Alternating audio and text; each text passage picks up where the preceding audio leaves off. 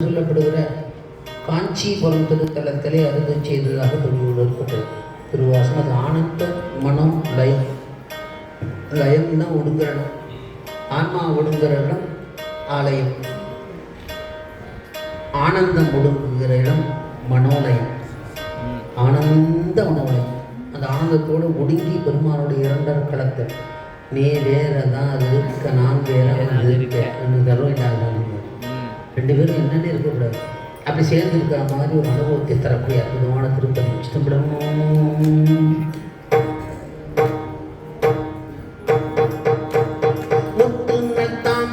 மாலை நோக்கி உனைக்குடம் போகும்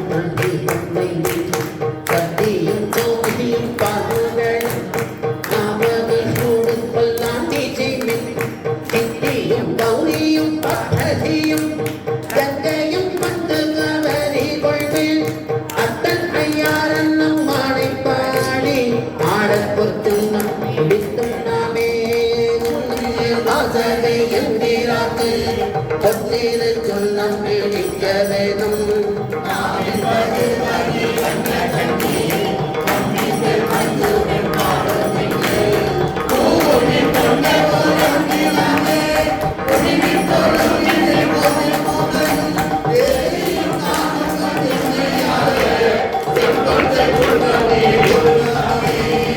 சுந்தர நீரணிந்தும் நழுவி தூய குஞ்சினி பரப்பி இங்கு கப்பகம் நாட்டி எங்கும் எழுச்சுடர் வைத்து கொடியடுவி அந்தர கோணையந்தன் பெருமா ஆரியானாதன் வேளந்தாதை எந்தரமான் உமையால் கொழுனத்து எந்தவர் சுண்ணம் அடிக்கும் நாமே உலக்கை எல்லாம் நேசம் போலைய அடியவர்கள் இன்று நீலாவுக என்று வாக்கி கட்சி திரியேகன் பஞ்சம்பர் கோயில் பாடி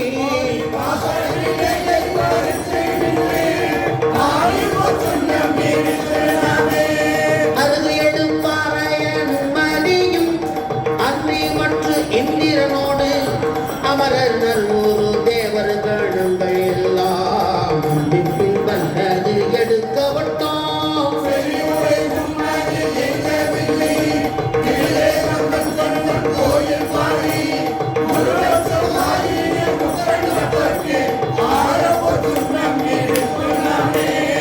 உலக்கை பழவச்சு மாட்டறிஞர் உலகம் எல்லாம் முறை போதாது என்று கலக்க அடியவர் வந்து நின்றார் காண உலகங்கள் போதாதென்றே நலக்க அடியோமை ஆண்டு கொண்டு நான் மாலர் போரங்கள் சூடத் தந்த மலைக்கு மருகனை பாடி பாடி மகிழ்ந்து பொச்சல் நம் இடித்தும் நாமே கொண்ட கூழாமே அத்த அத்த